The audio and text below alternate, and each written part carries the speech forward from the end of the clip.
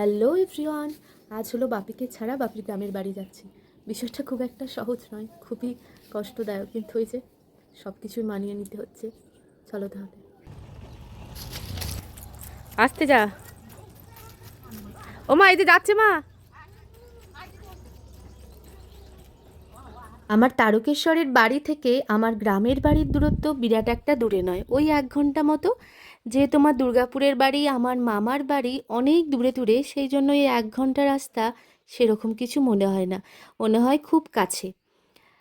Bus stand থেকে নেমে ওই 5 মিনিট মতো হাঁটতে হয়, তাহলেই আমার বাড়ি।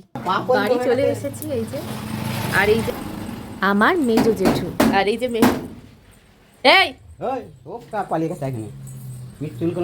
এই এসে আর কোনোরূপ ভিডিও করতে ভালো লাগেনি, ঘুমিয়ে পড়েছিলাম খাওয়া দাওয়া করে। আর ছাদে উঠে দেখি দাদার এই ছাদ বাগান অনেকটা নষ্ট হয়ে গেছে, কারণ দাদার পা ভাঙার কারণে দাদার যত্ন নিতে পারেনি। একটা মজার কাণ্ড দেখবে, আমি যেখানটায় দাঁড়িয়ে আছি এটা হলো আমার মেজো মাদের বাড়ি, আর পাশের ছাদটাই হচ্ছে বদনদের ছাদ। মানে এ ছাদ থেকে ও ছাদ আরামসেই যাওয়া। বাড়িতে এসে কোনো ভিডিও বানানো হয়নি। এই যে এখানে এসে মেঘু একজন আমার দাদার মেয়েকে পেয়েছে, এই যে তাদের সঙ্গে খেলতে এখন ব্যস্ত। তার সঙ্গে দেখো, এই যে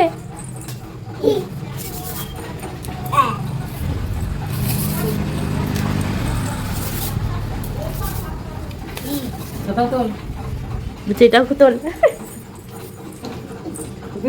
আর এইটা হলো আমার মেজো মা।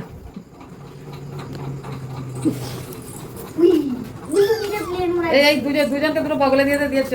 সব পুতুলগুলো কোলে নে, খুলে নে মেহু। কোনো ঠাকুরকে কোলে নে। বাবা ও পুঁতি ওড়াচ্ছে। উঠছে। আমি এসেছি বলে জেঠু এই যে মাংস রান্না করছে নিজে। এই যে আমার জেঠু, এটা আমার জেঠু।